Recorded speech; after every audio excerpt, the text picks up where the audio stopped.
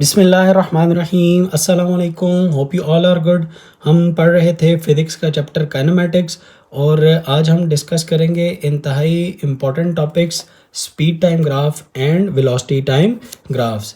Concepts और exams के point of view से ये इंतहाई कंफ्यूजिंग और इम्पॉर्टेंट टॉपिक्स हैं और आई कैन गारंटी यू कि अगर आपने इस वीडियो को ध्यान से और कम्प्लीटली देखा तो ये जो टॉपिक्स कंफ्यूज करते हैं और इनसे जो क्वेश्चंस किसी भी स्टूडेंट को बहुत ज़्यादा कंफ्यूज कर रहे होते हैं एग्ज़ाम में या कॉन्सेप्ट के हवाले से, वो आपके क्लियर हो जाएंगे और आप कॉन्फिडेंटली क्वेश्चंस को अटेम्प्ट कर सकेंगे एग्ज़ाम में। तो चलिए स्टार्ट करते हैं। हम सबसे पहले डिस्टेंस टाइम ग्राफ, मैं आपको सबसे पहले इन दोनों ग्राफ्स का ओवरव्यू दे देता हूँ, उसके बाद हम one by one in graphs को डिस्कस कर लेंगे। तो चलिए देखते हैं। हमारे पास डिस्टेंस टाइम ग्राफ में हमारे पास y एक्सिस के ऊपर डिस्टेंस होगा जबकि x एक्सिस के ऊपर टाइम होगा। तो ये हमारा होगा डिस्टेंस टाइम ग्राफ, ठीक है। जबकि जो हमारे पास स्पीड टाइम ग्राफ होगा उसमें हमारे पास y एक्सिस के ऊपर स्पीड होगी और x एक्सिस के ऊपर हमारे पास टाइम होगा। तो ये हमारे पास होगा स्पीड टाइम ग्राफ, ठीक है। अब इसके ऊपर डिफरेंट तरह की हमारे पास स्लोप्स या इंक्लाइंड लाइंस बनेंगी। फॉर एग्जांपल हमारे पास अगर मैं आपको दिखाऊं, डिस्टेंस टाइम ग्राफ हमारे पास इस तरह भी होगा। अगर यहाँ पे अगर आप इन सब के ऊपर बना के देखें, हमारे पास डिस्टेंस टाइम ग्राफ ऐसे भी जा रहा होगा, हमारे पास डिस्टेंस टाइम ग्राफ ऐसे भी जा रहा होगा और हमारे पास डिस्टेंस टाइम ग्राफ कुछ इस तरह भी नज़र आएगा, ठीक है। इन सब के ऊपर यहाँ पे आप डिस्टेंस लिख लें। यहाँ पे डिस्टेंस है, यहाँ पर भी डिस्टेंस है और यहाँ पर भी टाइम होगा, यहाँ पर भी टाइम है और यहाँ पर भी टाइम होगा, ठीक है। अब ये मुख्तलिफ बेसिकली ग्राफ्स हैं और ये हमें डिफरेंट इंफॉर्मेशंस दे रहे हैं। मैं आपको ज़रा बताता हूँ। सबसे पहले हमें ये ग्राफ क्या इंफॉर्मेशन दे रहा होता है और फिर ये ग्राफ हमें क्या इंफॉर्मेशन दे रहे होते हैं। उसके बाद हम कंपैरिजन करेंगे इन्हीं ग्राफ को स्पीड टाइम ग्राफ के साथ। सबसे पहला हमारा जो ग्राफ है वो बिल्कुल ऐसे लीनियरली स्ट्रेट लाइन इंक्रीज़ कर रहा है। इस ग्राफ को आप कहते हैं यूनिफॉर्म स्पीड ग्राफ। ये आपके पास यूनिफॉर्म स्पीड का ग्राफ होगा, ठीक है। इसमें यानी और जो यूनिफॉर्म स्पीड की डेफिनेशन मैंने आपको प्रीवियस वीडियो में भी दिखाई थी, if a body covers equal distance in equal interval of time. तो अगर आप इसमें देखें तो इसमें ये जो डिस्टेंस कवर कर रहा है ये बिल्कुल equal distance in equal interval of time में ये कवर हो रहा है। इस वजह से ये यूनिफॉर्म स्पीड का ग्राफ होगा। अब यूनिफॉर्म स्पीड है तो इसके अंदर एक्सेलरेशन नहीं होगी और डिस्टेंस कवर हो रहा होगा। हम हर ग्राफ को तीन चीज़ों के ऊपर देखेंगे। एक हम देखेंगे वो डिस्टेंस कवर हो रहा है या नहीं, एक हम देखेंगे एक्सेलरेशन है या नहीं, और एक हम देखेंगे कि स्पीड हमें क्या इंफॉर्मेशन दे रही है कि वो यूनिफॉर्म है, वेरिएबल है, नो स्पीड है, रेस्ट है, ठीक है। अगर हमने एक ग्राफ के ऊपर ये तीनों चीज़ें पढ़ना सीख ली तो इन टॉपिक से रिलेटेड हमारा वंस फॉर ऑल जितनी भी कन्फ्यूजन्स हैं वो ख़त्म हो जाएंगे। अच्छा, ये जो ग्राफ है अभी मैं इन एक्सेलरेशन और स्पीड के लिहाज से भी इसको एक्सप्लेन करूँगा आगे। नेक्स्ट पेज के ऊपर वो डबल पेज होगा तो उस पर मैं आपको एक्सप्लेन करता हूँ। डिस्टेंस टाइम ग्राफ का ये वाला जो ग्राफ है ये वेरिएबल स्पीड है। ये देखें, ये वेरिएबल स्पीड हमें नज़र आ रही है क्योंकि इसमें डिस्टेंस स्मूथली कवर नहीं कर रहा, यानी हमारे पास ये ग्राफ वेरिएबल स्पीड का ग्राफ है, ठीक है। ये भी हमारे पास वेरिएबल स्पीड का ग्राफ है और ये हमारे पास नो स्पीड ग्राफ है, यानी इसमें हमारे पास नो स्पीड, बल्कि आप इसको ये भी कह सकते हैं कि देखें अब इसमें डिस्टेंस कवर ही नहीं हो रहा, जस्ट टाइम लैप्स कर रहा है। ये देखें, जस्ट टाइम लैप्स हो रहा है और डिस्टेंस बिल्कुल भी कवर नहीं हो रहा है। तो इसको आप नो स्पीड और एट रेस्ट भी कह सकते हैं या नो डिस्टेंस कवर्ड भी, यानी बॉडी इज़ एट रेस्ट। जब बॉडी रेस्ट में है तो इसका मतलब उसकी कोई स्पीड ही नहीं है और उसकी कोई एक्सेलरेशन भी नहीं है। तो ये बातें आपने तीनों याद रखनी है। अब चलिए हम ऐसा करते हैं कि इन तीनों ग्राफ्स को हम वन बाय वन स्पीड और स्पीड टाइम और डिस्टेंस वेलोसिटी टाइम ग्राफ के साथ और हमारे पास था डिस्टेंस टाइम ग्राफ के साथ हम इसको देख लेते हैं और देखते हैं कि ये हमें क्या इंफॉर्मेशन देते हैं। अच्छा, एक चीज़ आपने और भी याद रखनी है कि जब डिस्टेंस और टाइम का ग्राफ होगा तो वो हमें स्पीड के बारे में इंफॉर्मेशन दे रहा होगा, और जब स्पीड और टाइम का ग्राफ होगा वो हमें एक्सेलरेशन के बारे में इंफॉर्मेशन देगा। ये बात आपने याद रखनी है। प्राइमरी जो इंफॉर्मेशन दे रहा होगा वो एक्सेलरेशन की होगी।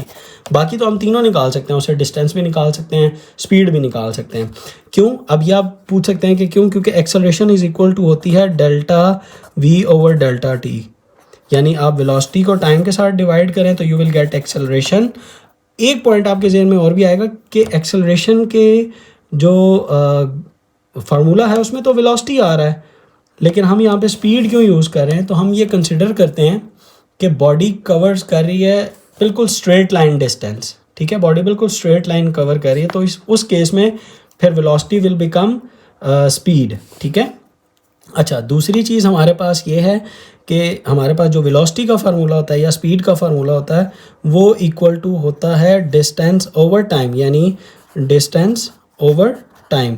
अब जब आप डिस्टेंस इधर है और टाइम इधर है तो इसका मतलब वो स्पीड का ग्राफ है, वो हमें स्पीड के बारे में इंफॉर्मेशन दे रहा है। तो ये देख सकते हैं, ये वेरिएबल स्पीड, ये भी वेरिएबल स्पीड क्योंकि डिस्टेंस टाइम, और ये हमारे पास नो स्पीड ग्राफ।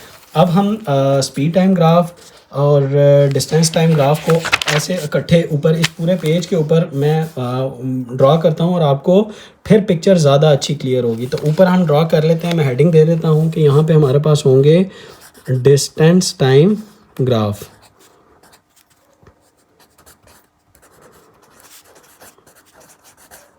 ठीक है। ओके, अब हमने बेसिकली 4 ग्राफ बनाने हैं, 2 मैं यहाँ बनाऊँगा और 2 मैं इस पेज के ऊपर बनाता हूँ। अच्छा, हमारे पास जो पहला ग्राफ है वो है कुछ इस तरह से, बिल्कुल ऐसे जा रहा है, ठीक है।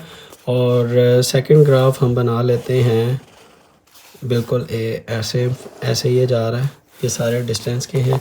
एक ग्राफ हम और ड्रा कर लेते हैं और ये ग्राफ आप समझ लें ये जा रहा है ऐसे, और एक ग्राफ हम और ड्रा कर लेते हैं और ये जा रहा है बिल्कुल ऐसे, ठीक है।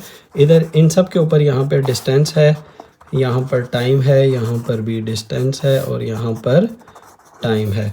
इसी तरह यहाँ पर भी डिस्टेंस और टाइम है, यहाँ पर भी हमारे पास डिस्टेंस है और टाइम है। ओके, अच्छा, अब मैं इनके बारे में बताता हूँ वन बाय वन, और इसी के नीचे हम लिख लेंगे यहाँ पे स्पीड टाइम ग्राफ। मैं कलर कोडिंग यूज़ कर लेता हूँ और ये मेरे पास आ जाएगा यहाँ पे जी स्पीड टाइम ग्राफ्स, ठीक है। ओके, अब सबसे पहले ये हमें 3 बातें बता रहे हैं, ये भी मुझे 3 बातें बता रहा है, हम इसमें से निकाल लेंगे। ये भी मुझे 3 बातें ही बता रहा है और ये भी मुझे 3 बातें, और 3 बातों की इंफॉर्मेशन क्या है? डिस्टेंस, एक्सेलरेशन और स्पीड के बारे में इंफॉर्मेशन दे रहा है। अच्छा, अब ये डिस्टेंस टाइम ग्राफ मैंने आपको बताया था कि ये स्पीड का ग्राफ होता है, तो ये बिल्कुल equal distance in equal interval of time है। तो बेसिकली ये जो ग्राफ होगा ये होगा यूनिफॉर्म स्पीड का ग्राफ, ठीक है। यहाँ पे आप लिख लें यूनिफॉर्म स्पीड। अच्छा, ये अब चूँकि इक्वल डिस्टेंस नहीं कवर कर रहा है in equal interval of time, तो ये होगा वेरिएबल स्पीड।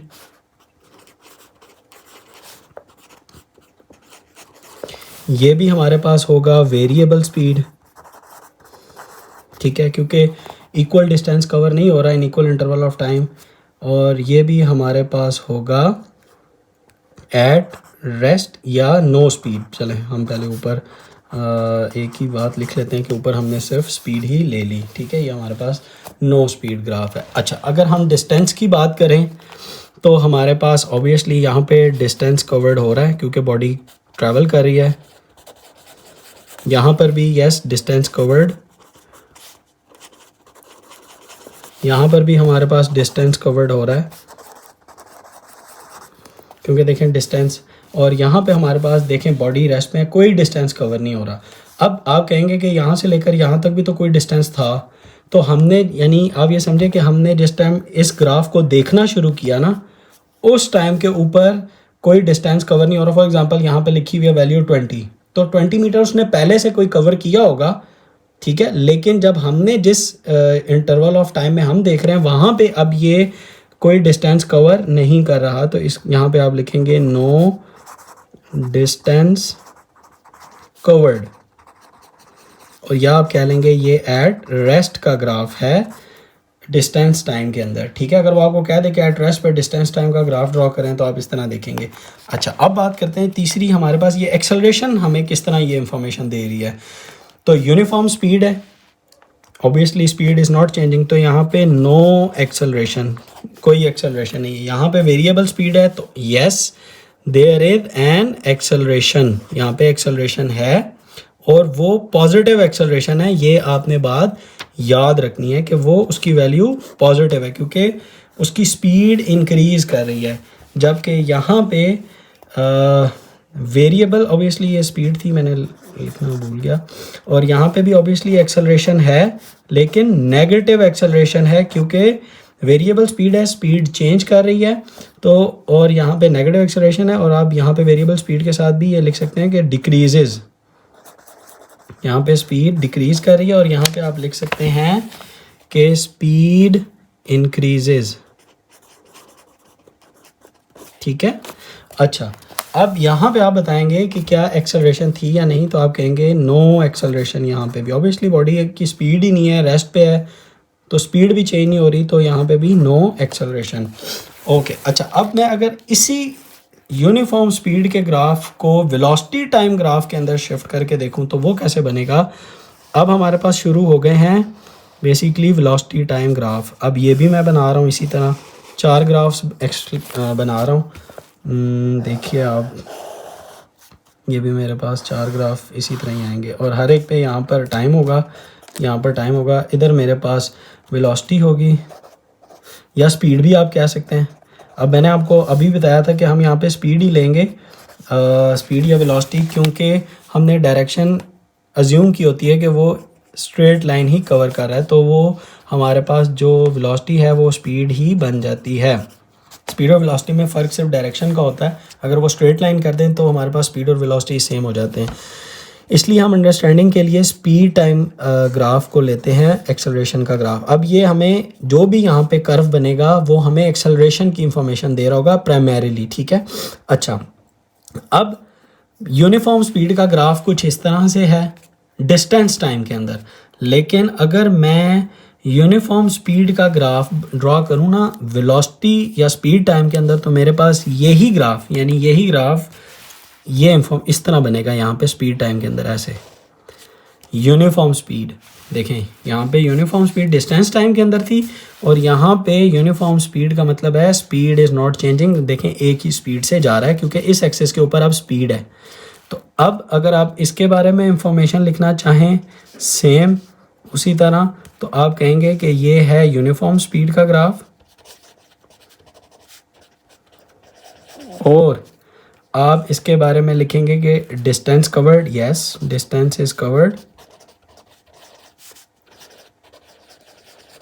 और लास्ट बात आप इसकी लिखेंगे कि यहाँ पे क्या एक्सेलरेशन थी, तो आप कहेंगे नो एक्सेलरेशन क्योंकि स्पीड चेंज ही नहीं हो रही, देखें एक ही स्पीड से जा रहा है, तो नो एक्सेलरेशन।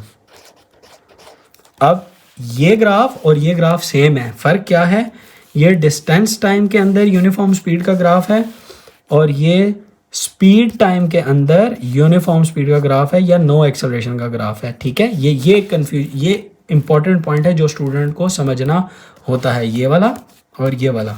ठीक है, ये सेम ग्राफ है। ओके, नेक्स्ट हमारे पास है ये 2 ग्राफ हैं वेरिएबल स्पीड के, एक में इंक्रीजिंग है और एक में डिक्रीजिंग है, और ये लेकिन ये डिस्टेंस टाइम के अंदर है। अब इसको हम चेंज करते हैं स्पीड टाइम के अंदर और देखते हैं कि ये कैसे बनेंगे। अच्छा, जो आपके पास वेरिएबल स्पीड होगा उसको आप कुछ इस तरह स्ट्रेट लाइन भी ड्रॉ कर सकते हैं। ठीक है, और जो यहाँ पे अब वेरिएबल स्पीड लेकिन डिक्रीजिंग था, आप इसको एग्जैक्टली ये मैं बात नहीं कर रहा कि यही ग्राफ होगा, लेकिन इंफॉर्मेशन मुझे यही दे रहा होगा इन दोनों के केस में। ओके, अब ये देखें यहाँ पर भी यही था कि वेरिएबल स्पीड इंक्रीजेज। अब ये देखें ये speed is increases, speed increase कर रही है विद टाइम। अच्छा, अब वो स्पीड अगर इंक्रीज करे in equal interval of time, अब देखें ये speed in equal interval of time है, तो ये जो ग्राफ होगा ये होगा यूनिफॉर्म एक्सेलरेशन, यूनिफॉर्म एक्सेलरेशन का ये ग्राफ है, ये बात आपने याद रखनी है। ये यूनिफॉर्म एक्सेलरेशन का ग्राफ है और आप इसको यहाँ पे पॉजिटिव एक्सेलरेशन भी कह सकते हैं, ठीक है, क्योंकि मेरे पास स्पीड इंक्रीज़ कर रही है। और अगर वो स्पीड यूनिफॉर्मली इंक्रीज़ करे तो वो पॉजिटिव, इसी का अगर यूनिफॉर्म ना हो, सिर्फ पॉजिटिव एक्सेलरेशन का ग्राफ अगर आप देखना चाहें तो वो कुछ इस तरह होगा यहाँ पे, यानी ऐसे चला जाएगा। अब इधर स्पीड होगा और इधर टाइम होगा। अब ये पॉजिटिव एक्सेलरेशन तो है लेकिन यूनिफॉर्म नहीं है, ठीक है।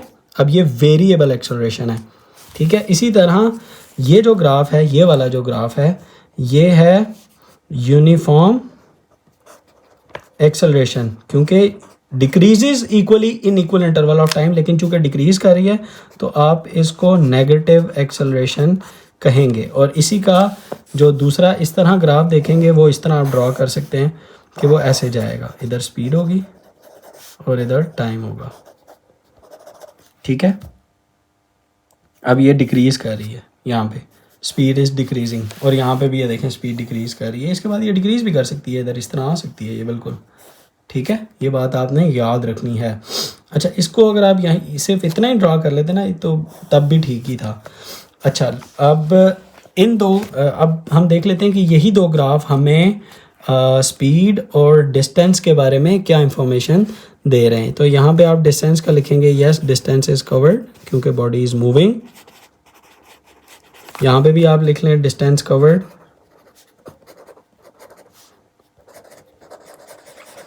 अच्छा, लास्ट हमारा इन दोनों का कि हमें स्पीड के बारे में क्या इंफॉर्मेशन दे रहा है। तो आप कहेंगे वेरिएबल स्पीड, या आपके पास स्पीड इंक्रीज कर रही है, तो ये है वेरिएबल स्पीड।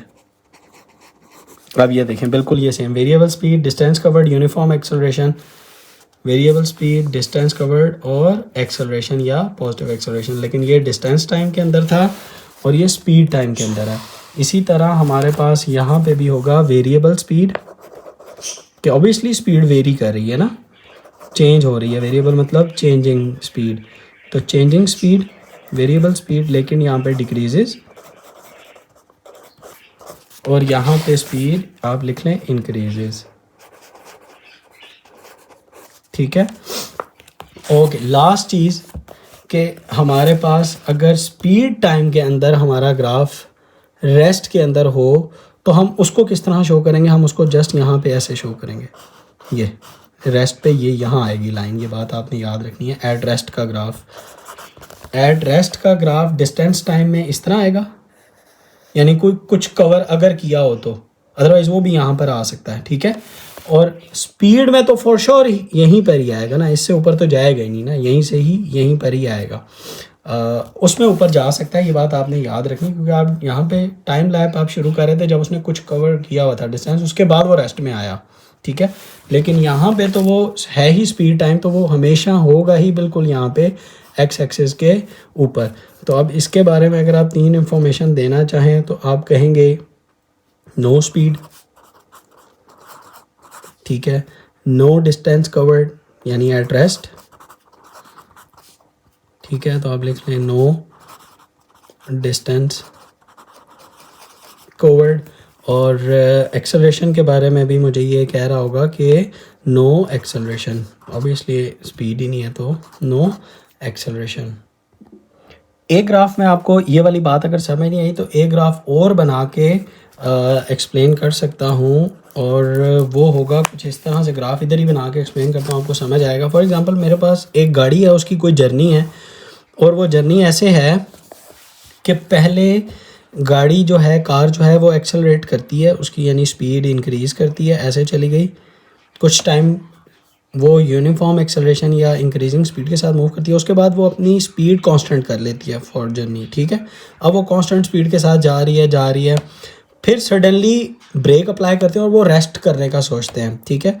तो उसी टाइम पे जैसे ही ब्रेक अप्लाई होंगी, तो अगर तो फ़ौरन ब्रेक अप्लाई हो गई तो ठीक है, अदरवाइज़ अगर ब्रेक्स आहिस्ता आहिस्ता अप्लाई होती हैं तो वेलोसिटी कुछ इस तरह से डिक्रीज़ करेगी, और जब वो रेस्ट पे आ जाएंगे यानी स्पीड जब ज़ीरो हो जाएगी, फिर कुछ टाइम वो रेस्ट पे रहेंगे, ठीक है। उस रेस्ट के बाद अगर दोबारा एक्सेलरेट करते हैं, चलाते हैं, ठीक है, नहीं तो ये यहाँ तक इसकी ही जर्नी होगी। अदरवाइज़ अगर वो दोबारा एक्सेलरेट करते हैं इस पॉइंट तक और दोबारा से 0 पे आ जाते हैं, डिक्रीज़ करते हैं, तो कुछ इस तरह होगा। तो अब ये जो टाइम है ना, ये रेस्ट का टाइम है, ये बात आपने याद रखनी है। जबकि ये जो टाइम है ये यूनिफॉर्म स्पीड का टाइम होगा, क्योंकि यहाँ पे स्पीड है और ये टाइम है। ये बात आपने याद रखना है कि मैंने स्पीड टाइम में ये चीज़ एक्सप्लेन किया कि पहले स्पीड इंक्रीज़ की, फिर यूनिफॉर्म स्पीड हो गई, फिर स्पीड उसकी क्या की, डिक्रीज़ हुई, यानी नेगेटिव एक्सेलरेशन। और अगर एक्सेलरेशन की टर्म में बात करें तो positive acceleration, no acceleration, negative acceleration, no acceleration,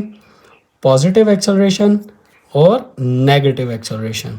ठीक है, मैंने इसी एक ग्राफ के ऊपर आपको सारे एक्सप्लेन कर दिए हैं। ठीक है, अच्छा, अब मैं आपको अगर बुक दिखा दूं तो वो भी इसी तरह के उसने बातें की हुई हैं, ज़ीरो स्पीड, एट रेस्ट, ये 4 उसने एक्सप्लेन किए। फिर एक न्यूमेरिकल है, अभी हम ये करते हैं। स्पीड टाइम ग्राफ के भी मैंने आपको एक्सप्लेन कर दिए हैं। और इसकी जो एक और बात है वो भी मैं आपको बता देता हूँ कि वो कहता है कि ये जो स्लोप होती है, ग्रेडियंट को स्लोप भी कहते हैं, यानी ये जो लाइन थी, इस लाइन की स्लोप क्या है, ये स्लोप हमें दे रही होती है, अगर वो डिस्टेंस टाइम है तो ये स्लोप हमें इंफॉर्मेशन दे रही होगी स्पीड की। ठीक है, कि कितना कवर हुआ। The slope of distance time covered gives speed, या द ग्रेडियंट या slope of distance time covered gives speed. इसी तरह जो दूसरा है, the gradient of speed time curve gives acceleration, gives acceleration, ये हमें एक्सेलरेशन की इंफॉर्मेशन दे रही है, मैंने आपको जैसा बताया। और वो मैंने तीनों आपको एक्सप्लेन कर दिए हैं। अच्छा, एक हम ये पहले न्यूमेरिकल सॉल्व करते हैं और एक इंफॉर्मेशन और भी है, और वो ये कि area under speed time graph, ये जो स्पीड टाइम ग्राफ है इसका आप एरिया, ये जो फाइंड हो रहा है इसके नीचे ये जो एरिया आ रहा है, अगर आप ये एरिया फाइंड कर लें, ज्योमेट्रिकल इसकी शेप्स बनती हैं, तो ये आपको बता देगा information about distance covered by the body. इसी तरह हमारे पास अगर कुछ इस तरह शेप हो ग्राफ की और इसके नीचे अगर मैं ये सारा एरिया फाइंड कर लूँ तो मुझे मिल जाएगा distance covered by the body. अब इसको मैं कैसे करूँगा, मैं यहाँ पे थोड़ा सा टीजर के तौर पर एक्सप्लेन कर देता हूँ कि आप इसको शेप को, इस पूरी शेप को तोड़ देते हैं ज्योमेट्रिकल, नॉन ज्योमेट्रिकल शेप्स के अंदर। फॉर एग्जांपल इसको मैं यहाँ पे ऐसे तोड़ देता हूँ, अब मेरे पास एक ये ट्रायंगल बन गई, इसको भी तोड़ दिया, मेरे पास ये वाला जो है ये A triangle, B rectangle, C again triangle, और ये डी को भी मैं, अब ये भी मेरे पास ट्रायंगल है लेकिन वो 90 डिग्री ट्रायंगल नहीं है, तो इसको भी मैं तोड़ लेता हूँ यहाँ पे ऐसे, ये और ये मेरे पास, अब मेरे पास ये 2 ट्रायंगल्स बन जाएंगी, एक ये डी और एक ये ई। और मैं फिर half of base into height लगा लूँगा, बेस ये हो जाएगी इसकी और इसकी ये हाइट होगी, इसकी ये बेस होगी और ये हाइट होगी। ठीक है, इसी तरह ये भी ट्रायंगल है, राइट एंगल ट्रायंगल है, half of base into height, half of base into height, और ये लेंथ इनटू ब्रेथ करूँगा तो मुझे बी का एरिया मिल जाएगा। इन सारे एरियाज़ को जब मैं ऐड करूँगा तो मुझे मिल जाएगा total distance covered by this body, जो उसकी ये वाली जर्नी थी। ठीक है, तो चलिए ये दोनों न्यूमेरिकल हैं, हम ये दोनों 1 बाय 1 सॉल्व कर लेते हैं। एग्जाम्पल 2.6 के अंदर उसने हमें यही स्पीड टाइम ग्राफ ही दिया हुआ है और हमने एक्सेलरेशन के बारे में कुछ इन्फॉर्मेशन उसको फाइंड आउट करके देनी है, और area under the distance covered by the body, यानी एरिया अंडर दिस ग्राफ हमने फाइंड आउट करना है। तो न्यूमेरिकल 1 है हमारे पास, 2.5 अच्छा न्यूमेरिकल है। ये मैं इसलिए अभी न्यूमेरिकल करा रहा हूँ क्योंकि ये डिमांड है इस टॉपिक की कि ये साथ ही एक्सप्लेन किया जाए, अदरवाइज न्यूमेरिकल जितने भी होंगे वो मैं end of the chapter explain करूँगा। ओके, एग्जाम्पल 2.5 है हमारे पास। सबसे पहले वो कहता है एक कार ट्रैवल कर रही है from Peshawar to Islamabad on motorway M1 stops for 30 minutes. ये उसने ट्रैवल शुरू किया पेशावर से और उसने इस्लामाबाद पहुंचना है, ये समझ लें उसका स्टार्टिंग पॉइंट, ये उसका एंडिंग पॉइंट, और उसकी स्पीड थी कुछ इस तरह। यहाँ पर डिस्टेंस है, ये उसने डिस्टेंस कवर्ड किया, ये इतने टाइम के अंदर, ये टाइम इन आवर्स है, यानी 1 घंटे में अगर इस ग्राफ को अगर आप देखें तो यहाँ से लेकर यहाँ तक 1 घंटा, यहाँ तक 2 घंटे, यहाँ तक 3 घंटे, और तकरीबन 2.5 घंटे के अंदर अगर आप देखें तो वो पहुँच चुके हैं पेशावर से इस्लामाबाद 2.5 घंटे के अंदर। ओके, ये ग्राफ हमें किस तरह इसको पढ़ना है, हमने देखना है कि 1 घंटा तक उनकी जो वो डिस्टेंस कवर किया उन्होंने वो किया 100 किलोमीटर। ठीक है, और उसके बाद वो कुछ रेस्ट में रहे 30 मिनट्स, क्योंकि यहाँ से लेकर यहाँ तक 1 से लेकर 2 तक यानी 1 घंटा बनता है, इसका हाफ आवर यानी 30 मिनट्स बनते हैं, और यही लिखा हुआ है कि 30 मिनट्स वो रेस्ट पे रहे कोई रेस्ट एरिया के अंदर। उसके बाद उन्होंने दोबारा डिस्टेंस कवर करना शुरू किया और डिस्टेंस वो पहुंच गए, सॉरी मैंने आपको 200 कह दिया, ये 175 है, यहाँ तक है, यहाँ तक नहीं है, तो यहाँ तक 175 बनते हैं। अब जब आप इसको इस तरह देखेंगे तो 2.5 घंटे के अंदर 175 किलोमीटर उन्होंने टोटल डिस्टेंस कवर किया। यानी कि आपसे वो ये भी पूछ सकता है कि पेशावर से इस्लामाबाद का डिस्टेंस वाया मोटरवे कितना है, तो 175 किलोमीटर।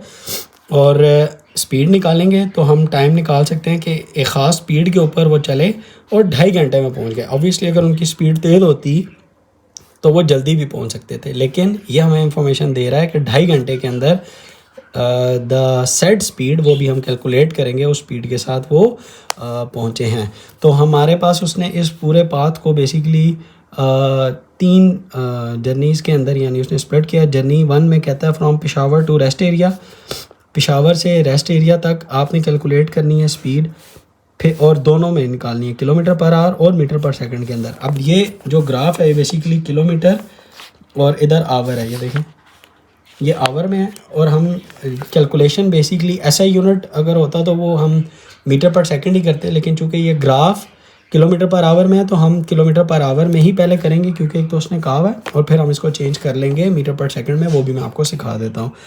नेक्स्ट है journey from rest area to Islamabad, rest area से इस्लामाबाद तक, और फिर उसने कहा इकट्ठा चेक करें कि journey from Peshawar to Islamabad उसकी स्पीड क्या है। यानी यहाँ पर वो टॉपिक का कॉन्सेप्ट आता है एवरेज का, यहाँ पे वो बात कर रहा है एवरेज स्पीड। जो मैंने आपको पिछली वीडियो के अंदर एक्सप्लेन किया था ना कि स्पीड और एवरेज स्पीड के अंदर क्या फ़र्क है, वो ये फ़र्क है कि अगर आप यहाँ से यहाँ तक देखेंगे तो स्पीड, यहाँ से यहाँ तक देखेंगे तो स्पीड, लेकिन यहाँ से लेकर यहाँ तक जब इकट्ठा देखेंगे तो वो आपको देगा एवरेज स्पीड। तो यहाँ पर इस क्वेश्चन के अंदर वो हमें एवरेज स्पीड पूछ रहा है।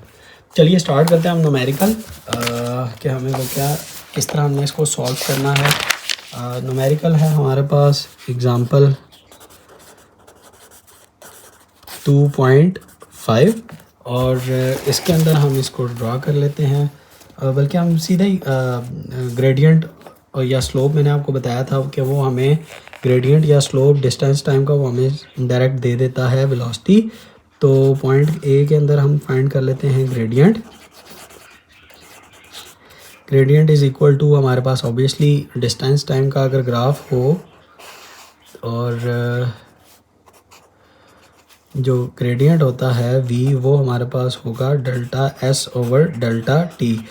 अब यहाँ पे जो डेल्टा s है a के केस के अंदर वो डिस्टेंस कवर हुआ है 0 से लेकर 100, डिस्टेंस इधर है, आपने यहाँ से लेकर यहाँ तक देखना है, ठीक है डिस्टेंस, और टाइम है 0 से लेकर 1 तक यानी 1 आवर। तो आप यहाँ पे लिख लेंगे 100 डिवाइडेड बाय 1, तो इसका आंसर हमारे पास डायरेक्ट आ जाएगा v is equal to 100 kilometre per our.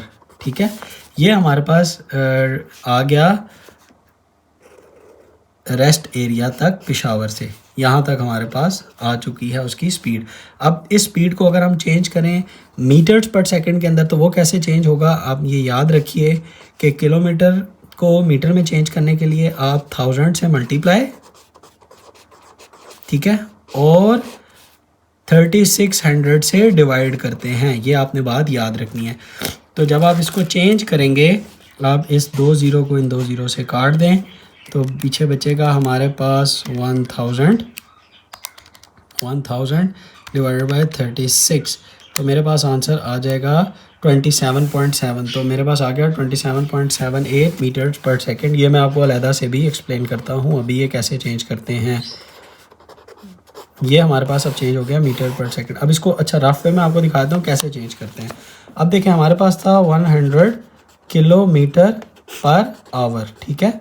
अब किलो को मुझे पता है कि किलो के अंदर क्या होता है, किलो इट्स अ प्रीफिक्स जो कि इक्वल होता है 10⁻³ के, आगे मीटर बच गया हमारे पास एज इट इज़, और आवर के अंदर 1 hour is equal to how many seconds, obviously 60 minute into 60 seconds. तो जब इनको आप मल्टीप्लाई करते हैं तो ये बन जाता है 100 मल्टीप्लाई बाय, अब ये देखें 1000 हो गया, 10⁻³ को अगर खोलूँ और 60 इंटू 60 हो जाता है हमारे पास 3600। तो इन शॉर्ट हम क्या कहते हैं कि अगर किलोमीटर पर आवर को मीटर पर सेकंड में चेंज करना हो तो 1000 से मल्टीप्लाई और 3600 से आप डिवाइड कर लें। इसी तरह वापस अगर आपने मीटर पर सेकंड से किलोमीटर पर आवर में जाना हो तो इसका रिवर्स करना है, आपने 3600 से मल्टीप्लाई और 1000 से डिवाइड करना है। ए का हमारे पास आंसर आ गया है किलोमीटर पर आवर के अंदर भी और मीटर्स पर सेकंड के अंदर भी। अच्छा, अब नेक्स्ट पार्ट था हमारे पास, अब हमने दोबारा से स्पीड कैलकुलेट करनी है फ्रॉम रेस्ट टू इस्लामाबाद। अब रेस्ट कर लिया, यहाँ पे पहुँच गए, रेस्ट से इस्लामाबाद तक अब हम जा रहे हैं।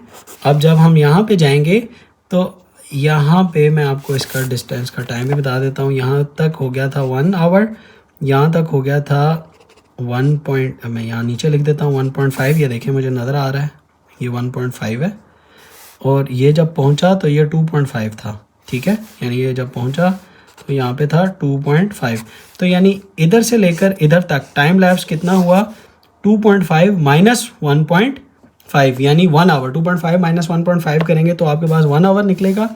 और अगर आपने डिस्टेंस निकालना है तो आप इसको यहाँ पे फॉल करें और इस पॉइंट को भी यहाँ पे फॉल करें, तो यहाँ पे आ रहा था 175 और इधर ऑब्वियसली था हमारे पास 100, तो 175 माइनस 100 करेंगे तो मेरे पास 75 किलोमीटर्स आ जाएगा। ये भी आप देख सकते हैं, देखिए 175 और 100 और टाइम 1.5 और ये 2.5।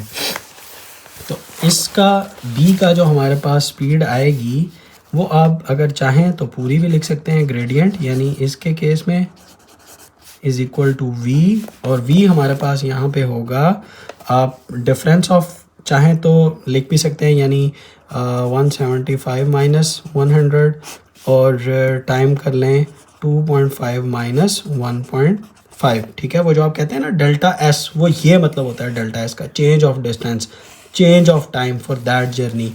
तो अब जब आप इसको यहाँ पे करेंगे ये हो जाएगा 75 किलोमीटर पर आवर, क्योंकि 2.5 1.5 1 हो जाएगा 1 आवर, तो ये मेरे पास आंसर आ जाएगा 75 किलोमीटर पर आवर। ये मेरे पास आ चुकी है जी स्पीड रेस्ट एरिया से इस्लामाबाद तक। अच्छा, यहाँ पे एक छोटी सी गलती भी है, इसने 100 ही इसको लिख लिया, लेकिन ये 100 है नहीं, ये 75 था, बाय मिस्टेक है, ये इसको आप करेक्ट कर लें, ये 75 है यहाँ पे, ठीक है, क्योंकि यहाँ पे ये वापस भी चेंज कर रहा है मीटर पर सेकंड के अंदर। अभी मैंने आपको सिखाया था मीटर पर सेकंड के अंदर इसको कैसे चेंज करते हैं, तो आप इसको 75 को मल्टीप्लाई करेंगे 1000 से और डिवाइडेड बाय करेंगे 3600 से, और इधर ही आप लिख दें मीटर्स पर सेकंड, क्योंकि आप चेंज कर चुके हैं। तो इसका आंसर आएगा आपके पास 20.83 मीटर्स पर सेकंड, ठीक है। ये मेरे पास स्पीड आ गई है मीटर पर सेकंड के अंदर, और ये मेरे पास स्पीड आ चुकी है किलोमीटर पर आवर के अंदर रेस्ट एरिया से इस्लामाबाद तक। लास्ट एवरेज का उसने कहा, यहाँ पे जिक्र नहीं किया, लेकिन मैंने आपको एक्सप्लेन किया था कि ये एवरेज ही है, क्योंकि total distance over total time, average क्या होता था, total distance over total time. तो सी के अंदर आप करेंगे, यानी आपके पास आएगा स्पीड जो आएगी वो इक्वल टू आएगी टोटल डिस्टेंस कितना है 175 over total time, total time of journey. अब आप देखें रेस्ट एरिया का आपने शामिल करना है, तो यहाँ से लेकर यहाँ तक टोटल जर्नी का टाइम है 2.5, 2.5 घंटे, तो 175 डिवाइडेड बाय 2.5, तो ये आपके पास आ जाएगा किलोमीटर, और ये आवर थे, तो 175 डिवाइडेड बाय 2.5 करेंगे तो यू विल गेट 70, ये देखिए 70 किलोमीटर पर आवर आपके पास आंसर आ गया है। अब आप अगर इसको भी चेंज करना चाहें मीटर्स पर सेकंड के अंदर, तो इसको आप मल्टीप्लाई कर लें 1000 से और डिवाइडेड बाय कर लें 3600 से, तो you will get the answer in metre per second. मैं यहीं से देख लेता हूँ, और ये मेरे पास बनेगी 19.44 मीटर्स पर सेकंड। तो ये मेरे पास दो आंसर्स आ चुके हैं, ये आपने याद रखने हैं। अब देखें एवरेज हमेशा कम हो गई, एवरेज देखें कम हो गई, क्योंकि रेस्ट एरिया वाला जो टाइम था ना वो उसने शामिल किया हुआ है।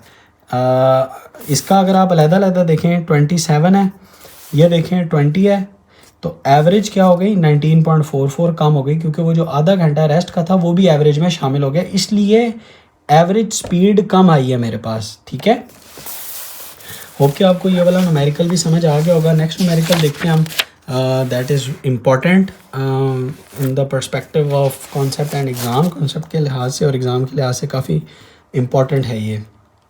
चलिए स्टार्ट करते हैं एग्जांपल 2.6। इसका भी मैं आपको थोड़ा सा पहले ओवरव्यू दे देता हूँ। वो कह क्या रहा है यहाँ पे, वो कह रहा है कि एक कार है, इंक्रीज कर रही है at speed from 0 to 30 metres per second. अब यहाँ पे जो स्पीड है उसके यूनिट मीटर्स पर सेकेंड के अंदर उसने दिए हुए हैं। और ये देखें, ये इंक्रीज़ की उसने स्पीड 0 to 30 कितनी देर में की, 20 सेकेंड्स में, क्योंकि ये टाइम सेकेंड्स के अंदर है। 20 सेकेंड के अंदर उसकी स्पीड हो गई 30 metres per second. Then it moves with uniform speed for next 30 seconds. Next 30 का मतलब यह है कि 20 से 30 करेंगे तो यहाँ तक पहुँचने तक आपके हो चुके होंगे 50 सेकेंड्स। यानी नेक्स्ट 30 का मतलब है 20 से नेक्स्ट 30 यानी 50 सेकेंड्स। देखें यूनिफॉर्म स्पीड के साथ वो ट्रैवल कर रहा है। उसके बाद क्या करता है, driver applies brake and the speed of the car decreases uniformly to 0 in 10 seconds. Next 10 second के अंदर यानी 50 to 60, time lapse is 10 second, 60 - 50 is 10, तो 10 सेकेंड के अंदर उसकी स्पीड वापस 0 हो जाती है और वो रेस्ट पे आ जाता है। अब क्या कहता है, आपने क्या क्या कैलकुलेट करने हैं। मैग्नीट्यूड ऑफ एक्सेलरेशन सबसे पहले इन द फर्स्ट 20 सेकेंड्स, ठीक है। Number 2 from 20 to 50 seconds acceleration. Number 3 in last 10 second. यानी 3 आपने सबसे पहले एक्सेलरेशन फाइंड करनी है इस केस में, यानी 0 to A to B और B to C आपने एक्सेलरेशन फाइंड करनी है। फिर total distance covered and average speed, आपने 3 चीज़ें आपने इसमें कैलकुलेट करनी हैं।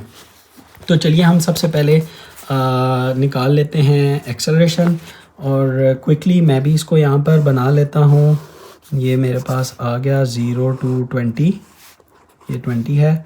यहाँ पे है मेरे पास 30 मीटर पर सेकेंड। फिर नेक्स्ट 30 सेकेंड्स के लिए यानी ये 50 हो गया, और नेक्स्ट 10 सेकेंड में मेरे पास यानी ये 60 हो गया। और ये 0 है, ये A है, ये B है और ये C है और ये D, और मैं इसी के नाम दे देता हूँ। यहाँ पर जो टाइम है वो ऑब्वियसली सेकेंड्स के अंदर है, और यहाँ पे जो स्पीड है वो है मीटर्स पर सेकेंड के अंदर ऑब्वियसली। चलें जी, एक्सेलरेशन हम फाइंड कर लेते हैं। सबसे पहले ए पार्ट, हमने 3 एक्सेलरेशन फाइंड करनी है। पार्ट ए के अंदर 0 to A यानी फर्स्ट 20 सेकेंड्स के अंदर तो एक्सेलरेशन हमारे पास होगी change of velocity over time, यानी 30 - 0। 30 इज इस पॉइंट के ऊपर ये बनेगी VF और ये वाली बनेगी मेरे पास VI। तो VF - VI यानी 30 - 0, और टाइम डिफरेंस होगा 20 - 0। 20 - 0, तो इसका आंसर आ जाएगा 30 डिवाइडेड बाय 20। तो 30 डिवाइडेड बाय जब मैं 20 करूँगा तो मुझे एक्सेलरेशन मिल जाएगी 1.5 मीटर्स पर सेकेंड स्क्वायर, और ये होगा उसका सिर्फ और सिर्फ मैग्नीट्यूड, उसकी डायरेक्शन नहीं। वेक्टर क्वांटिटी है लेकिन हम सिर्फ यहाँ पे मैग्नीट्यूड्स की बात कर रहे हैं, और उसने भी हमें यही कहा था कि मैग्नीट्यूड से फाइंड करें एक्सेलरेशन के। नेक्स्ट पार्ट इसी का पार्ट 2 में A to B, अब आपने उसकी एक्सेलरेशन फाइंड आउट करनी है। और A to B एक्सेलरेशन क्या होगी, ये A to B की ये वाली अब बनेगी, याद रखें VF, और ये वाली बनेगी VI, ठीक है। तो VF भी 30, VI भी 30। ऑब्वियसली स्पीड यूनिफॉर्म है तो एक्सेलरेशन तो होता ही नहीं, लेकिन हम इसको करके दिखाएंगे। 30 - 30 और टाइम 50 - 20, इसका टाइम आपने लेना है इस जर्नी का। तो ये 50 - 20 आप कर भी दें तो ये मेरे पास हो जाएगा 0/30, तो एक्सेलरेशन का आंसर आ जाएगा 0, ठीक है, मीटर्स पर सेकेंड स्क्वायर, यानी नो एक्सेलरेशन। नेक्स्ट हमारे पास था BC, थर्ड लास्ट 10 सेकेंड्स। तो मेरे पास यहाँ वाली जो होगी ये VF हो जाएगी इसके केस में, और यानी फाइनल वेलोसिटी, और ये जो पॉइंट होगा ये हो जाएगा VI। तो VF होगा मेरे पास 0, एक्सेलरेशन जब मैं थर्ड का फाइंड करूँगा तो VF - VI/T होता है, तो VF हो जाएगा 0 और VI हो जाएगा मेरे पास 30। VI होगा 30, ये 30 है। तो और टाइम लैप्स कितना होगा, 60 - 50, 60 - 50, तो ये आ जाएगा -30 डिवाइडेड बाय 10। तो मेरे पास एक्सेलरेशन आ जाएगी -3 मीटर्स पर सेकेंड स्क्वायर, ठीक है। ये मेरे पास आ गई -3 मीटर पर second square, 0 metres per second. अब हम निकालते हैं एरिया अंडर द ग्राफ, क्योंकि उसने हमें कहा है कि आपने टोटल डिस्टेंस कवर्ड फाइंड करना है। ये देख लीजिए टोटल डिस्टेंस कवर्ड, और मैंने आपको बताया था कि area under speed time graph हमें रिप्रेजेंट करता है डिस्टेंस ट्रैवल्ड, और ये स्पीड टाइम ग्राफ ही है। इसका मतलब अगर अब मैं इसके अंदर इसका एरिया फाइंड कर लूँगा तो मुझे टोटल डिस्टेंस कवर्ड मिल जाएगा। मैं इसको ज़रा रीड्रॉ कर लेता हूँ ताकि मुझे आपके लिए समझाने में भी आसानी हो, आपको भी समझ आए। ये मेरे पास फर्स्ट ये सेकंड और ये मेरे पास थर्ड है। अब मैं इसको यही वाले नाम दे देता हूँ, यहाँ से लेकर यहाँ तक 20, ऑब्वियसली दिस इज़ 30, और यहाँ से 20 से ये वाला जो पॉइंट है ये है जी 50, ये है जी 60, ये 20 है। लेकिन यहाँ से लेकर यहाँ तक, अब मैं इसको आपके लिए आसानी कर रहा हूँ, ये 20 लिख देता हूँ, यहाँ से लेकर यहाँ तक हो जाएगा 50 - 20 30, और यहाँ से लेकर यहाँ तक मैं लिख देता हूँ 10। हाइट मेरे पास यहाँ से लेकर यहाँ तक है 30, ठीक है। अब मेरे पास तीन, मैंने इसको तोड़ दिया 3 ज्योमेट्रिकल शेप्स के अंदर, एक ए, ये है मेरे पास बी, और ये है मेरे पास सी। 2 मेरे पास राइट एंगल ट्रायंगल हैं और एक मेरे पास रेक्टेंगल है।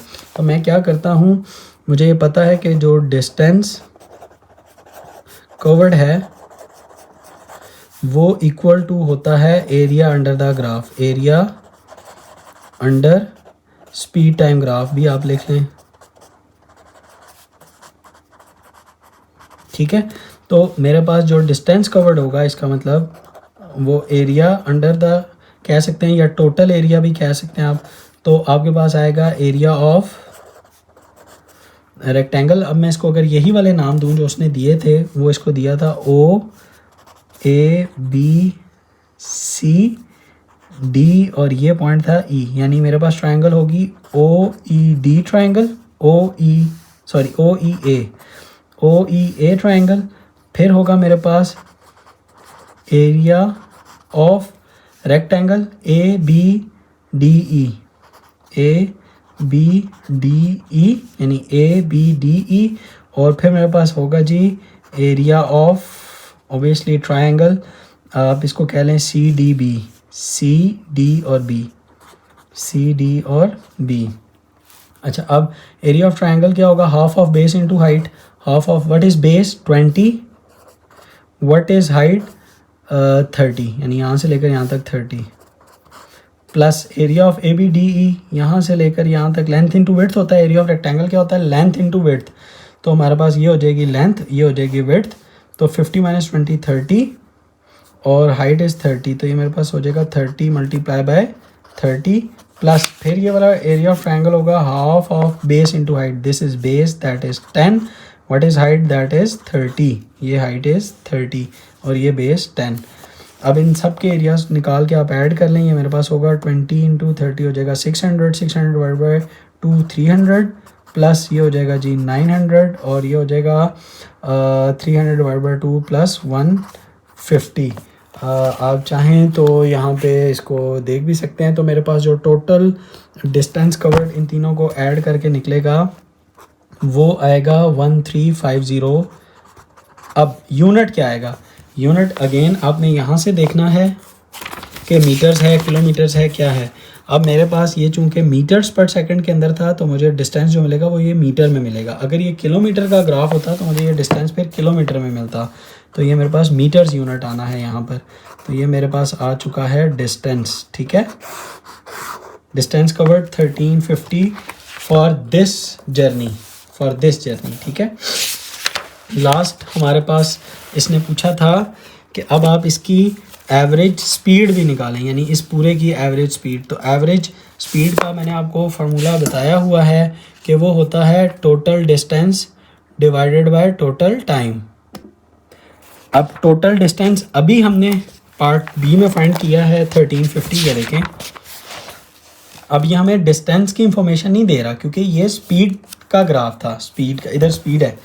लेकिन जो अब आप कंफ्यूज इस बात से ना होइएगा कि पिछले न्यूमेरिकल में तो हमने यहाँ से एवरेज स्पीड निकाल ली थी क्योंकि यहाँ पे डिस्टेंस था, इधर डिस्टेंस, ये डिस्टेंस टाइम ग्राफ था, जबकि इसके अंदर ये स्पीड टाइम ग्राफ है। तो इसके लिए हमें स्पीड टाइम ग्राफ के लिए हमें डिस्टेंस कवर्ड निकालना पड़ा, ठीक है। ओके, अब हम एवरेज स्पीड का फार्मूला पुट कर लेते हैं। पार्ट सी के अंदर हमारे पास एवरेज स्पीड का होगा टोटल डिस्टेंस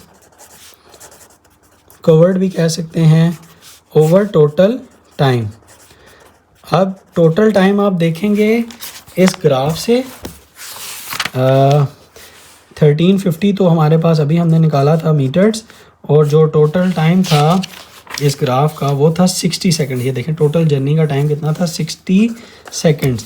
तो मेरे पास इसका आंसर आएगा 1350 डिवाइडेड बाय 60, तो मुझे मिलेगा आंसर 22.5 और यूनिट बनेगा मीटर और सेकंड, ये याद रखिए, metres per second.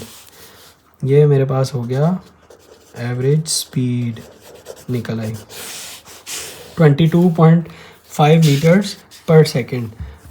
This is how basically we can solve the numerical, और होप कि आपको ये वाला न्यूमेरिकल भी समझ आ गया होगा।